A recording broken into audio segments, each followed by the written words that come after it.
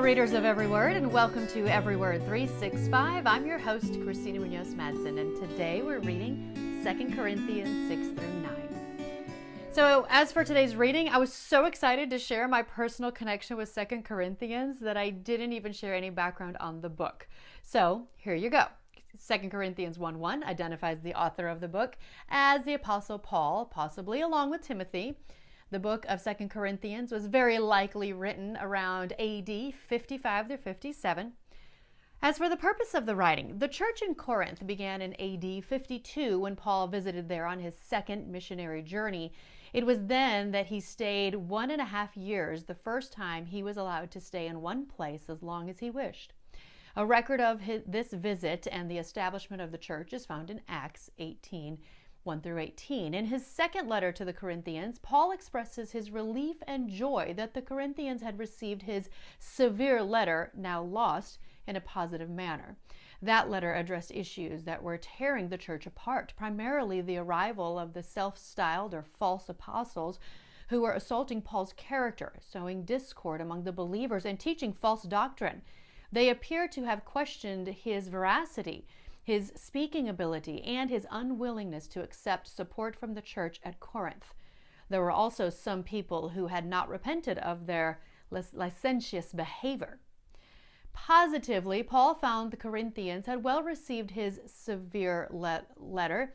Paul was overjoyed to learn from Titus that the majority of Corinthians repented of the rebellion against Paul. The apostle encourages them for this in an expression of his genuine love. Paul also sought to vindicate his apostleship, as some in the church had likely questioned his authority. And that, of course, is all from gotquestions.org on the book of 2 Corinthians. There's a lot of talk about giving in today's reading. And not just giving, but giving generously. And not just our money, our time, and our talents too. Whatever you give is acceptable if you give it eagerly and give according to what you have, not what you don't have.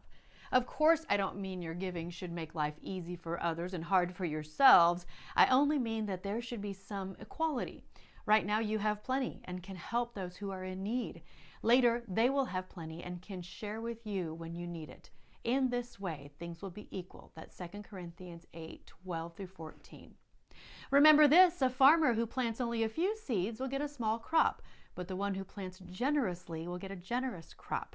You must each decide in your heart how much to give, and don't give reluctantly or in response to pressure, for God loves a person who gives cheerfully, and God will generously provide all you need.